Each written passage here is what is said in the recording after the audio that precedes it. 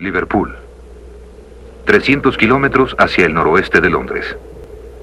Liverpool no ha producido nada que no sean equipos de soccer y comediantes ingleses. Una ciudad de la que se hablaba en la postguerra en Inglaterra. Una nación nostálgica por su pasado triunfante, gastada y cansada en su presente. Para un niño criado en Liverpool, el futuro no era muy diferente del que su padre había visto, o el del padre de su padre. En 1956, ¿quién iba a imaginar que de esta ciudad-puerto provinciana saldrían 4 jóvenes con una revolución musical que cautivaría y cambiaría el mundo? Ringo, George, John.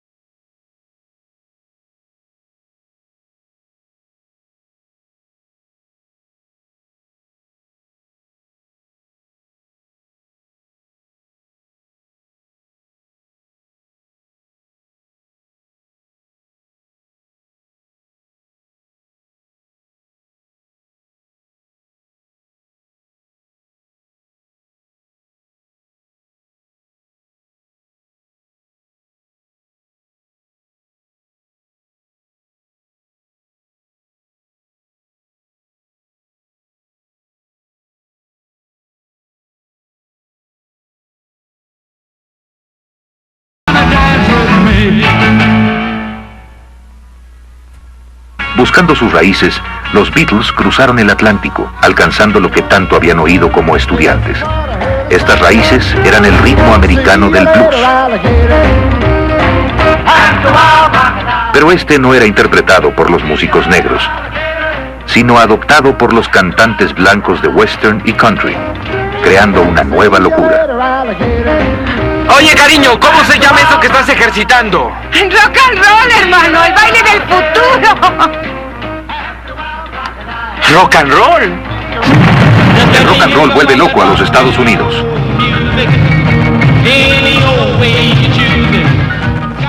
Con el rock and roll como un himno, los jóvenes americanos empezaron a amenazar el cómodo y seguro mundo de sus padres. Se convirtieron en rebeldes sin causa, excepto por estos estridentes nuevos ritmos.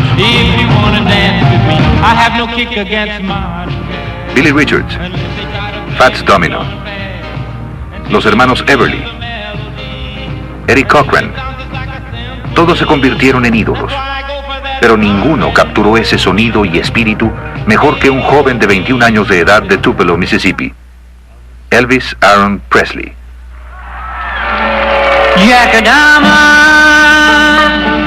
4.500 kilómetros cruzando el Atlántico, empezaba una rebelión juvenil similar.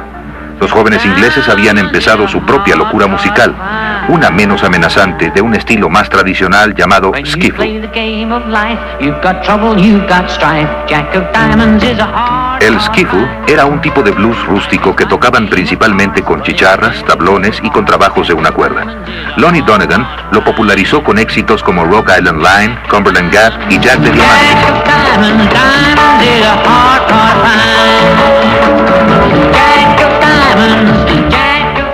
Con el tiempo, casi todo joven inglés se volvió fanático del skiffle.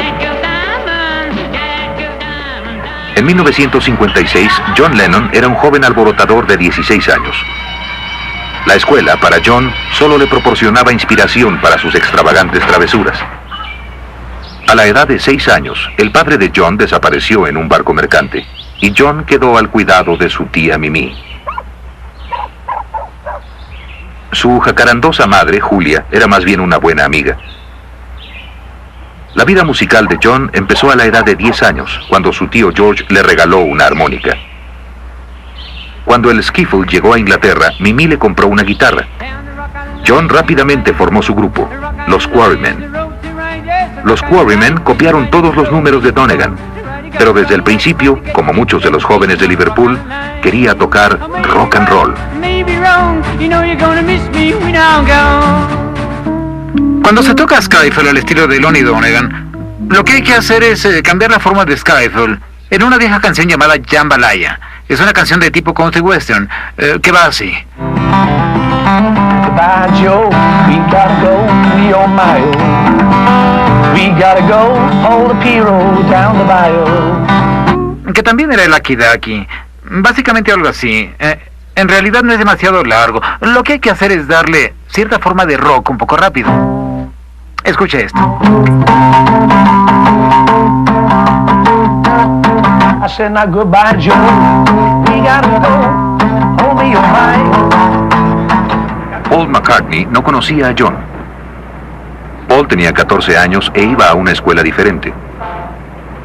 A diferencia de John, Paul era muy bien portado, reservado y muy agradable. El padre de Paul, que era un músico de medio tiempo, le compró una guitarra a su hijo para aligerarle la pena de la muerte de su madre. Pronto, Paul fue también arrastrado por la pasión de tocar rock and roll, como sus nuevos héroes, el pequeño Richard, Eddie Cochran, Buddy Holly.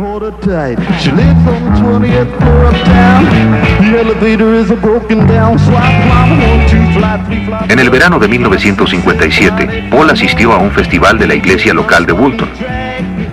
El entretenimiento de ese día eran los Quarrymen. Un amigo mutuo presentó a Paul y John. A Paul le impresionó que John tuviera una banda. A John le impresionó que Paul pudiera tocar la guitarra. La semana siguiente, Paul se convirtió en uno de los Quarrymen.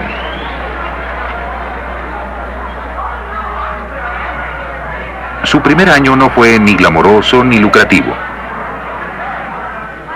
Aunque eran todavía estudiantes, no perdían ninguna oportunidad de tocar, llevando su equipo en camiones, sufriendo a públicos indiferentes y casi nunca les pagaban, pero soñaban con el éxito. 1, 2, 3 o'clock, 4 o'clock, rock. 5, 6, 7 o'clock, 8 o'clock, rock. La aparición en Inglaterra de artistas americanos conocidos como Bill Haley opacaron el sueño de los Quarrymen.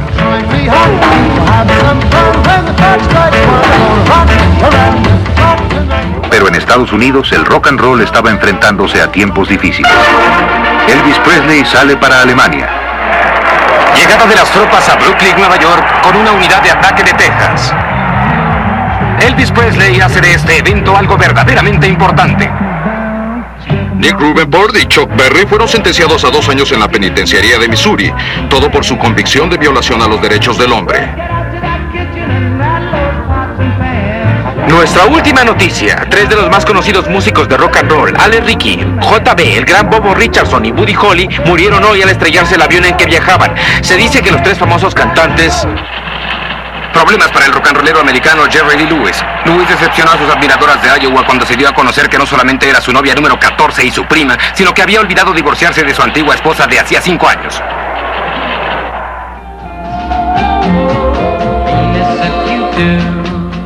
En 1959, los viejos estilos habían sido reemplazados por un nuevo orden de ídolos jóvenes, bien definido e inofensivo, fabricado por la industria musical norteamericana para tratar de domar el rock and roll.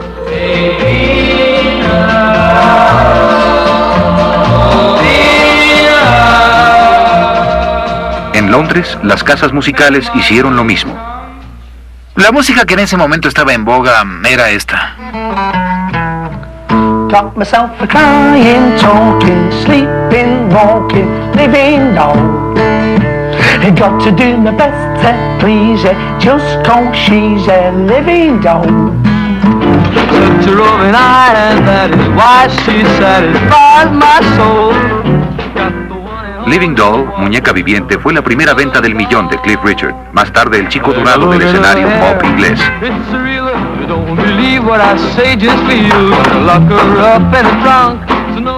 Pero mientras en Inglaterra escuchaban a Cliff y su música pop, los jóvenes de Liverpool todavía escuchaban el ritmo del blues. Tocábamos lo de Fats Domino, Ray Charles, Jerry Lee Lewis y Chuck Berry. Liverpool es un lugar difícil, la gente es muy sensible y tienden a tocar música de corazón. Teníamos esos barcos Canard que iban a Estados Unidos y muchos liverpulianos trabajaban en esos barcos y los conocían como Canard Yankees. Traían todos esos fabulosos discos que nadie, excepto los liverpulianos, tenían y los grupos se los peleaban pues eran buenos discos de Jim Vincent y Eddie Cochran que solían imitar. Uno de esos grupos que copiaba los discos era los Quarrymen, que ahora estaba formado por John y Paul, ambos en la guitarra, y dos nuevos miembros. Un guitarrista de 16 años de edad, George Harrison, y un amigo de John de la escuela de arte, Stuart Sutcliffe. Para sus compañeros, George Harrison era el niño cuyo padre conducía el camión de la escuela. El menor de 4 hijos, George era el favorito de la familia. Pero desde muy pequeño tuvo una naturaleza independiente y solitaria. En 1956, George obtuvo su primera guitarra. Tocar no le salía tan natural como a su amigo Paul McCartney, pero era paciente y determinado. Su madre se sentaba con él noche tras noche mientras sacaba las canciones de Buddy Holly. George seguía a los Quarrymen esperando unírseles, pero John Lennon decía que George era demasiado pequeño, ya que solo tenía 14 años. Finalmente lo aceptaron, no solo porque tocaba la guitarra, sino porque su madre toleraba sus ruidosos ensayos. Stuart Sutcliffe, por otro lado, era el artista más prometedor de la Escuela de Arte de Liverpool. Era compañero de John y tomó interés en el rock and roll como una forma de aumentar su imagen bohemia en la escuela. No sabía ni una nota. Aún así entró cuando se compró una guitarra con el dinero que ganó en una exhibición local de arte. Con los nuevos miembros cambiaron de nombre. Primero Johnny y los Moondogs. Luego, los Beatles Plateados. Finalmente, en 1960, los Beatles. Pero todavía no les pagaban. Lo primero que vi que les pagaran fue en la Escuela de Arte de Liverpool, en 1958. Paul y George estaban en el Instituto Liverpool, y John y Stuart habían ido a la Escuela de Arte. No tenían dinero para equipo, así que Stuart y yo hicimos una proposición, que el estudiantado pagara para que compraran su equipo. Y empezaron a tocar en todos nuestros bailes y se les consideraba como la banda de la Escuela de Arte.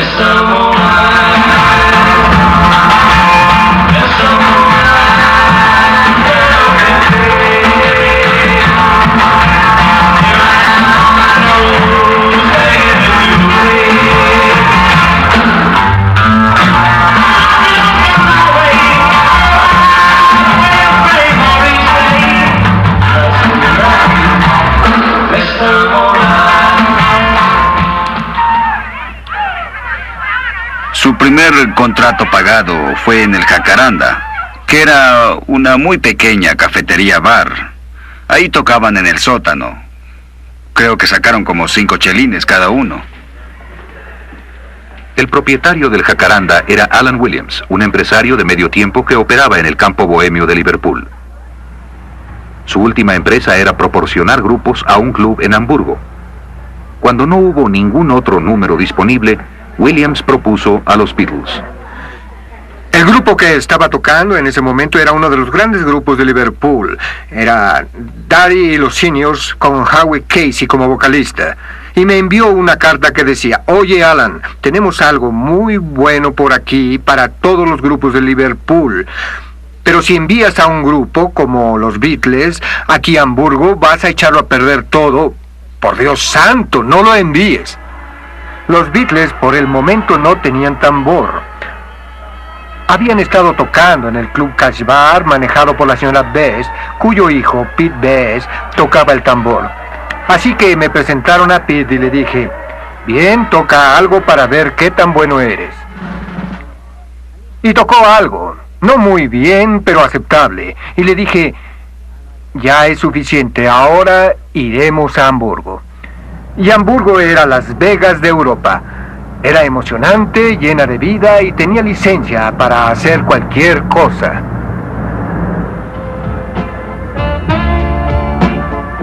Para los ingleses de la generación de Alan Williams, Hamburgo era conocido por un legendario distrito de cabarets, el Reaper Band, que siempre ostentaba escaparates de sexo, prostitución abierta y mujeres que peleaban en lodo. La música era la última atracción. Uno de los primeros músicos en llegar a Alemania fue Tony Sheridan, en alguna ocasión una estrella regular en el programa de televisión Oh Boy. En Hamburgo pronto se convirtió en una estrella local y un espectáculo regular en el Reaper Band. Antes que nosotros, había una aburrida versión alemana de rock and roll. Digamos, por ejemplo, El Osito, la canción actual, hecha por un artista alemán que movía las piernas tanto como podía y cantaba una lírica alemana muy tonta. Los pasos eran muy importantes, querían un poco de diversión y decían "Mach schon, mach schon", como incitándolos a pisotear y destruir las cosas. Alan Williams había acomodado a los Beatles en dos clubes de mala muerte, el Kaiserkeller y el Indra, donde durante los 2 meses siguientes tocaban hasta 7 horas cada noche. El lugar donde vivían, proporcionado por el club, distaba mucho de parecerse a sus limpios, aunque pobres hogares. Cuando tocaban en el Indra y el Kaiserkeller, vivían en una habitación que ni siquiera tenía ventana, y vivían los 4. Sus condiciones en esa época eran terribles.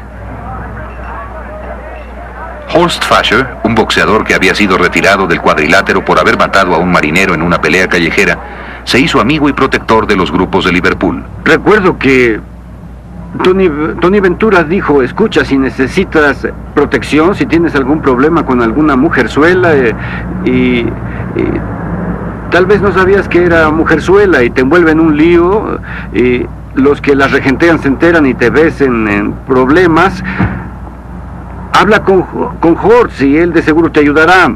Y fue así como me convertí en su guardaespaldas. Para entonces, su miembro mayor había cumplido solo 20 años. Los Beatles habían crecido en una ciudad portuaria, no eran nada inocentes. Se les habían abierto los ojos con la abundancia de sexo, drogas y bebida que Hamburgo les ofrecía. La dura vida que llevaban lejos de su casa los endureció, y también a su música. La banda se unió más y su repertorio se amplió. Ya no eran ese grupo vagabundo que nadie quería, eran profesionales.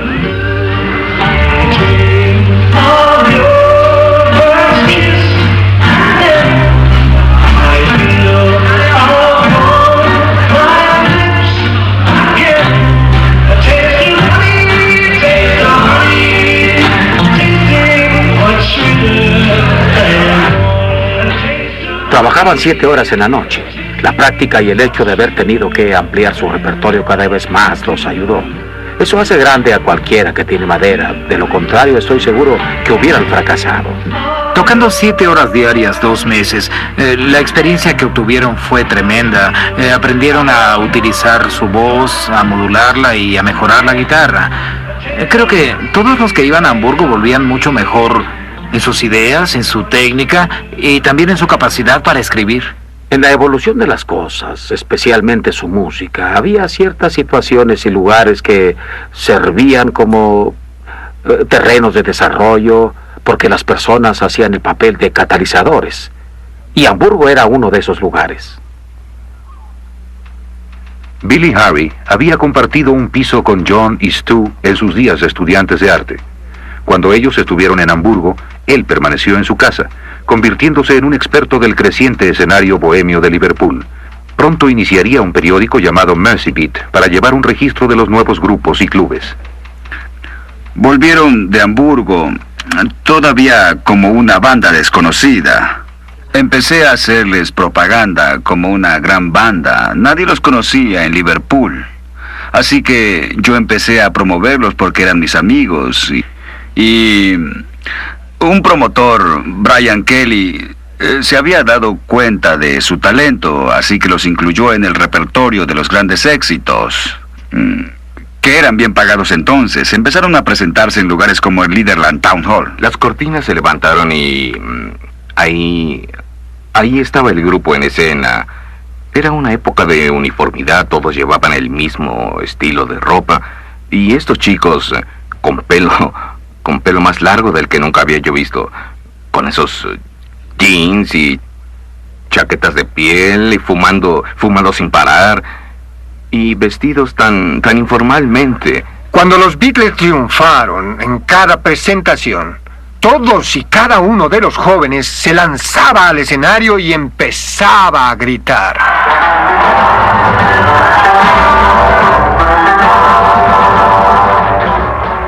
Después de su debut en el Leatherland Town Hall, los Beatles empezaron a ser solicitados por propietarios de pequeños clubes en todo Liverpool.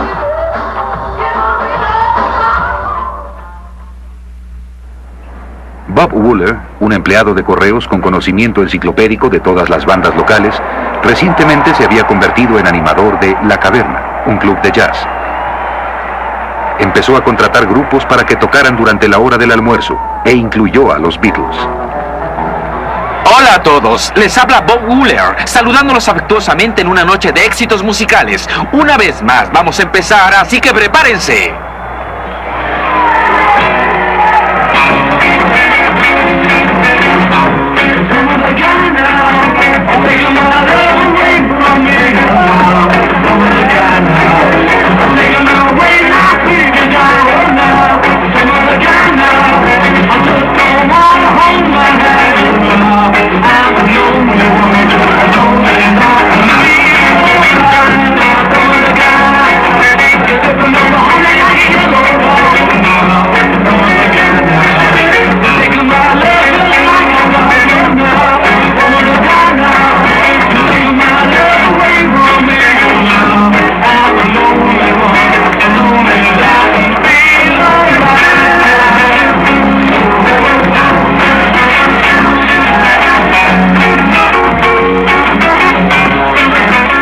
La Caverna se convirtió al rock and roll, con los Beatles como banda regular. Al igual que en Hamburgo, continuaron practicando y ampliando su repertorio. Saqué mis discos viejos, un disco de Chan Ramiro titulado Hippie Hippie Shake, y lo toqué. Hacía mucho tiempo que no ponía ese disco y Paul había escuchado el disco y preguntó, ¿quién es él? De inmediato comprendí por qué le gustaba. Tenía su tono de voz y su tesitura y su estridente estilo de falsete. Me lo pidió prestado y, por supuesto, después de escucharlo, les gustó el disco y se lo aprendieron.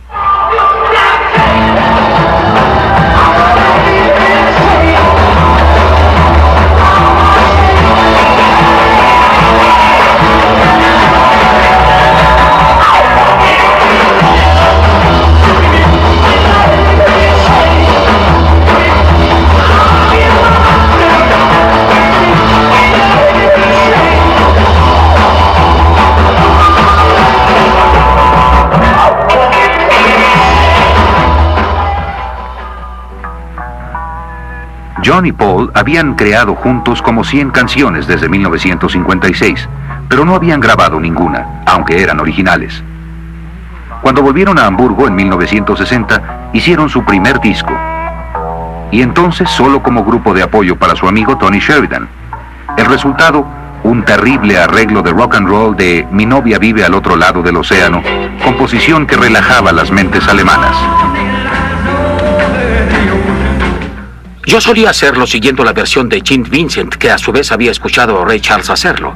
Por supuesto que nuestra versión no se parecía a la de Ray Charles.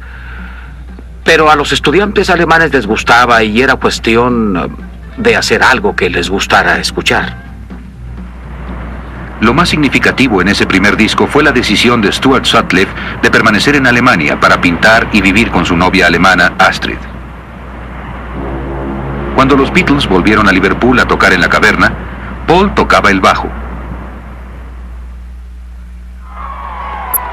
Para el verano de 1961, los Beatles eran las estrellas locales en Liverpool y Hamburgo. Tocar en la caverna y los clubes alemanes se había convertido en una rutina, un final. Parecían haber progresado lo que cualquier grupo podría progresar fuera de la esfera mística de Londres. Los escenarios estaban controlados por la mafia de la música en Londres y que no querían saber nada de las provincias.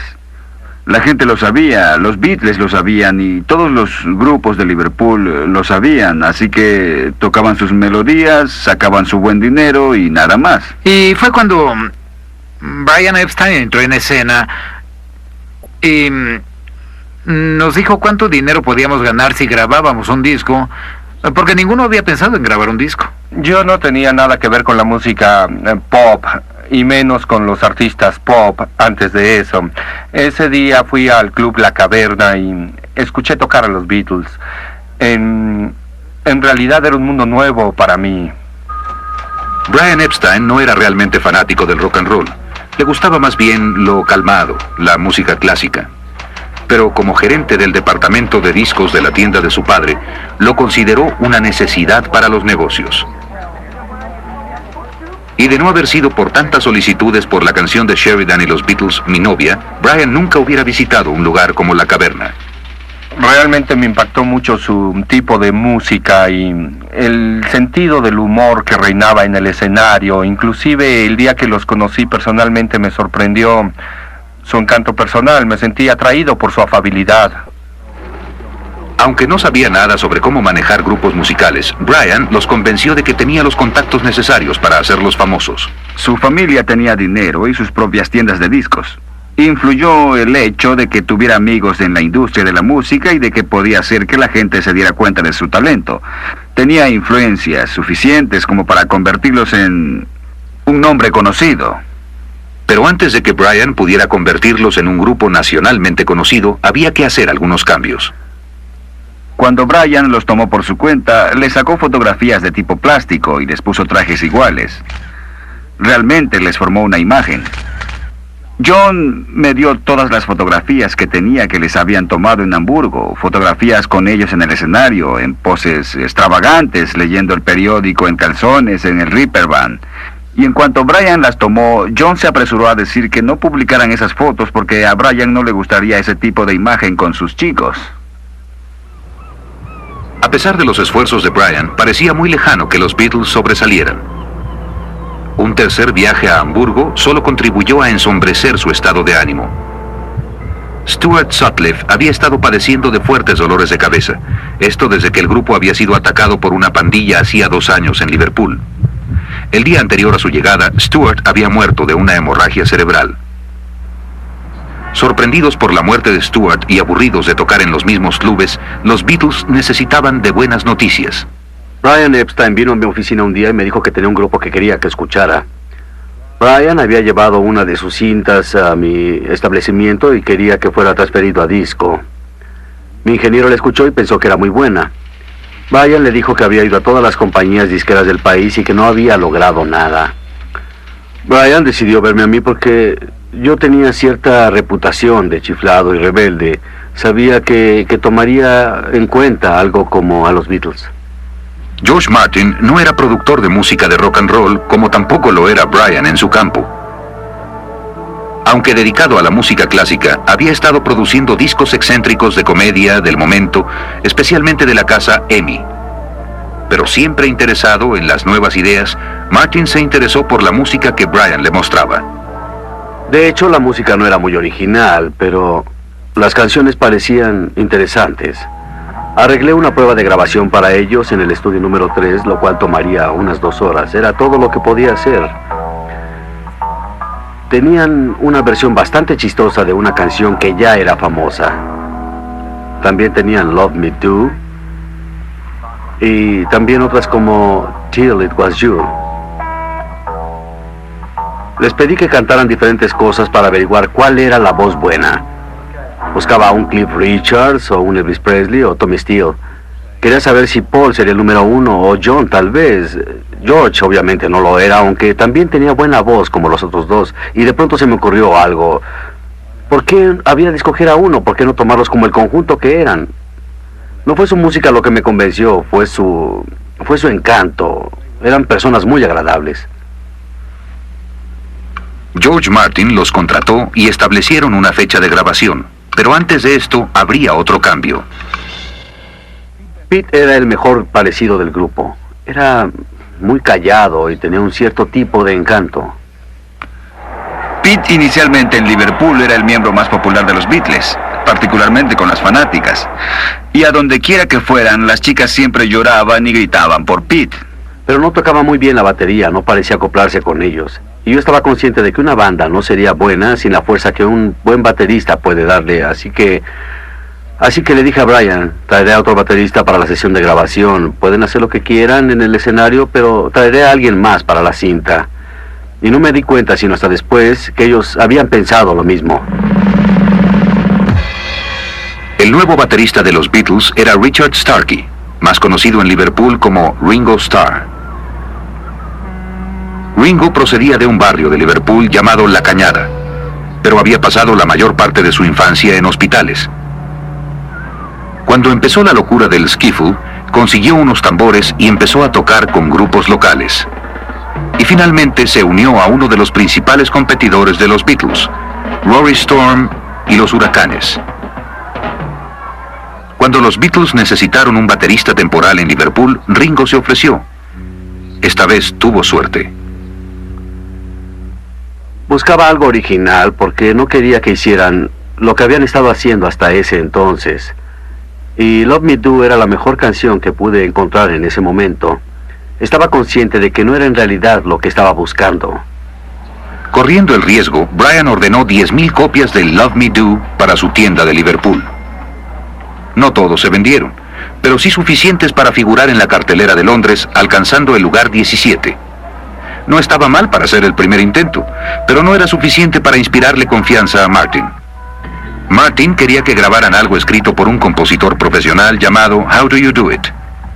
Me pidieron que grabara sus canciones y yo les dije, denme una tan buena como esta y lo haré. Y me mostraron Please Please Me, a la cual le habían imprimido más energía.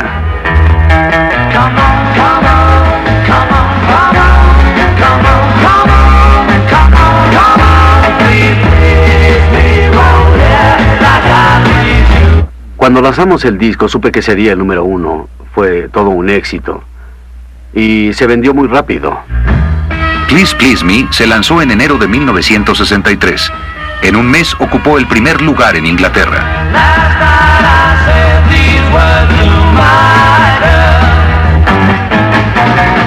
I know you never even tried. Habiendo tenido tanto éxito, rápidamente pensamos en sacar un álbum. Y por supuesto que debíamos hacerlo de inmediato.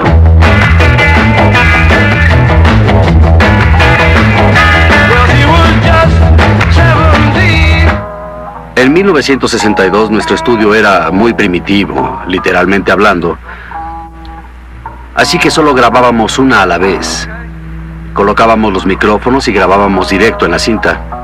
Empezábamos a las 10 de la mañana y terminábamos a las 12 de la noche. En esa época no había mezclas, grabábamos en estéreo directo. Look at me, and I could see. En realidad hicimos 2 tomas de Twist y Gritos, pero lo dejábamos para el final de la sesión porque más de 2 cintas hubieran desgarrado la voz de John. La corazonada de George Martin para hacer un álbum les redituó. En esa época pocos músicos de pop componían sus propias canciones, y era sorprendente encontrar tantas canciones originales en un solo álbum. Después de la gran escalada del grupo, John y Paul, apenas en los 20s, emergieron como compositores de canciones, y junto con George y Ringo como grupo musical sobresaliente.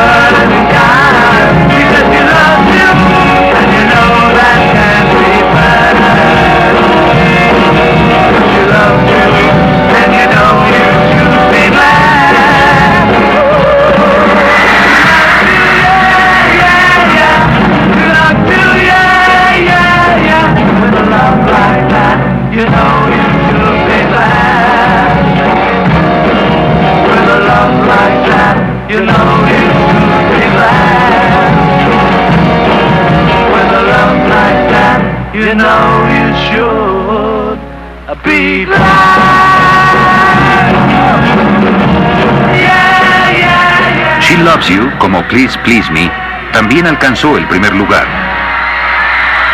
Este repentino éxito tomó a los Beatles y a Brian Epstein por sorpresa.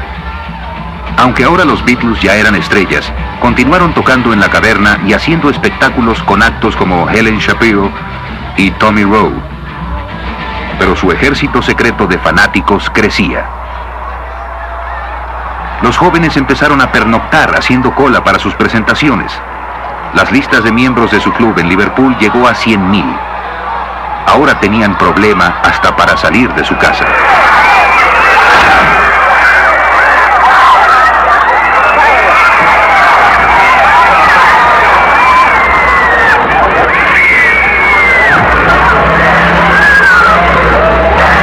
Ringo decía que su mayor ambición sería abrir un salón de belleza, porque creía que los Beatles harían algo de dinero y así podrían instalar su salón de belleza.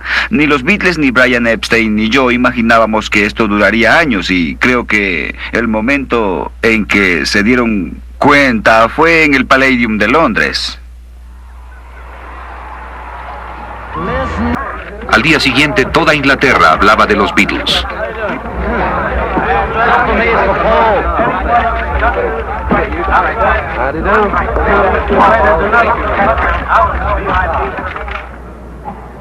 Su nueva imagen se confirmó una semana después con una invitación para aparecer en el espectáculo de más prestigio, una audición a la realeza.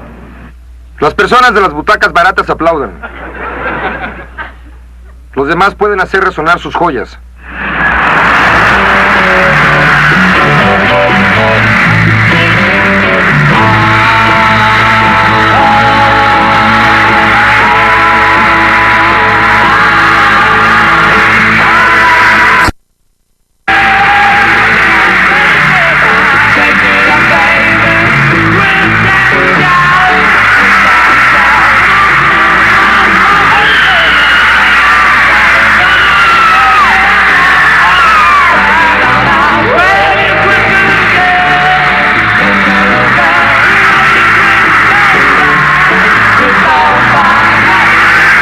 No solo era su música lo que gustaba, eran muy ingeniosos e impredecibles.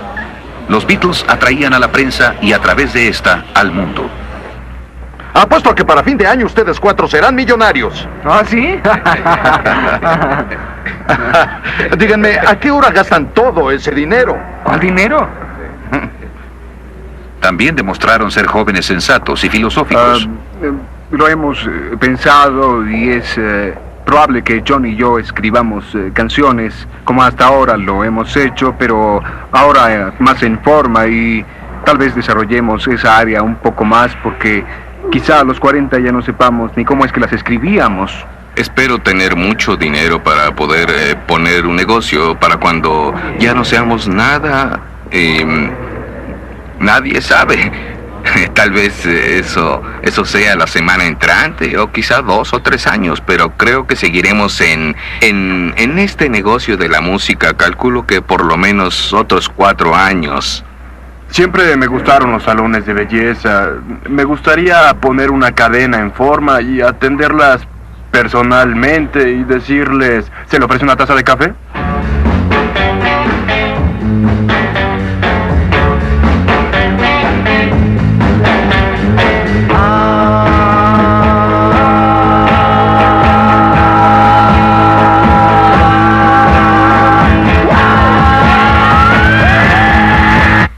¿Cuánto tiempo más duraremos? No lo sé. Cuando se es importante uno dice años y duraremos 10 años. Pero después podemos terminar en 3 meses, no sé. Su segundo álbum, con los Beatles, fue precedido por un increíble número de órdenes por adelantado. La irresistible energía y armonía vocal única de las 6 nuevas canciones Lennon-McCartney y los 8 números estándar produjeron una síntesis musical de considerable originalidad. Las estadísticas a fines de 1963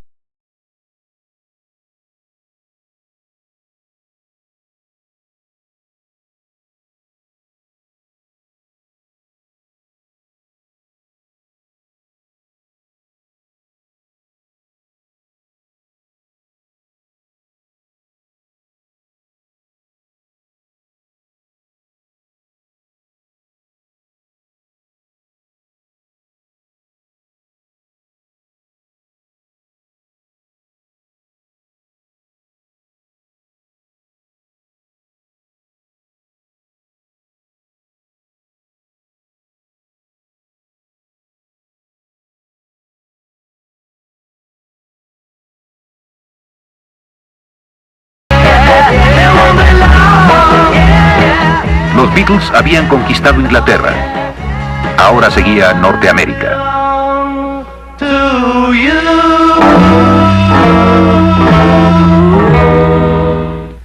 La primera vez que sacamos Please Please Me fue un éxito y le enviamos a Discos Capitol, que pertenecía a la EMI.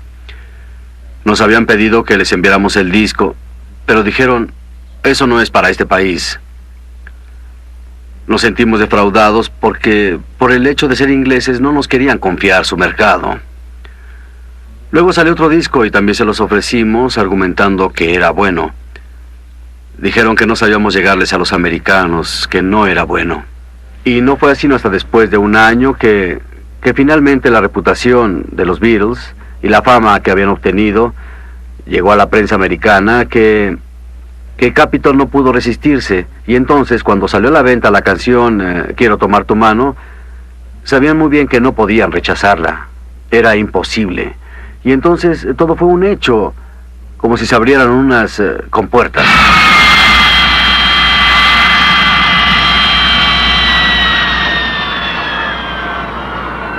En diciembre, los disc jockeys habían empezado a tocar en Norteamérica copias importadas de I Want to Hold Your Hand.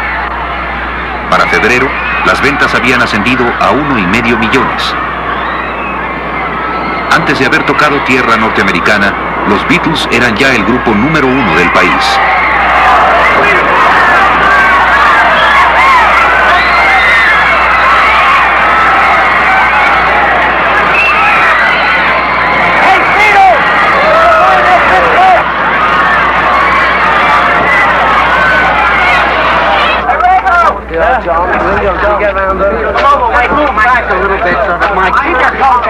Los Beatles no estaban preparados para la magnitud de su recepción.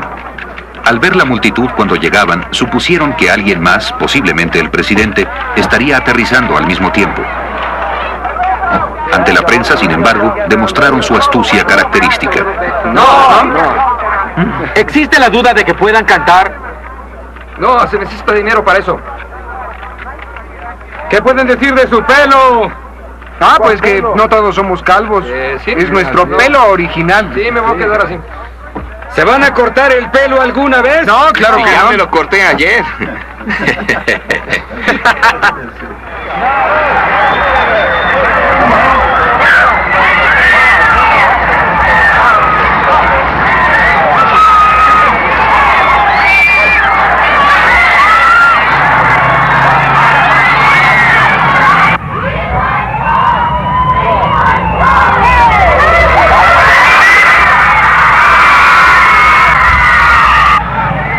Epstein les había hecho reservaciones en el Hotel Plaza bajo sus nombres individuales. La administración estaba horrorizada de saber que estos 4 ingleses eran los Beatles, un hecho que miles de jóvenes enloquecidos ya sabían de antemano.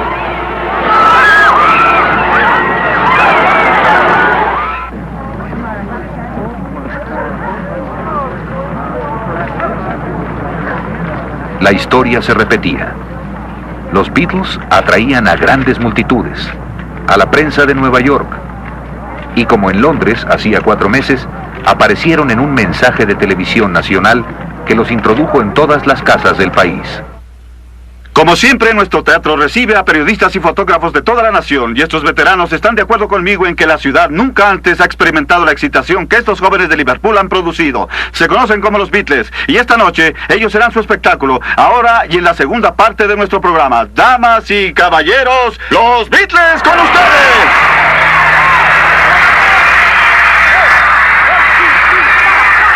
Close your eyes and I'll kiss you. Tomorrow I'll miss you. Remember I'll always be true. And then while I'm away, I'll ride home every day. And I'll send all my loving to you. Después del programa de Ed Sullivan, viajaron a Washington para su primer concierto en vivo en Norteamérica. Les esperaban escenas que posteriormente verían con frecuencia.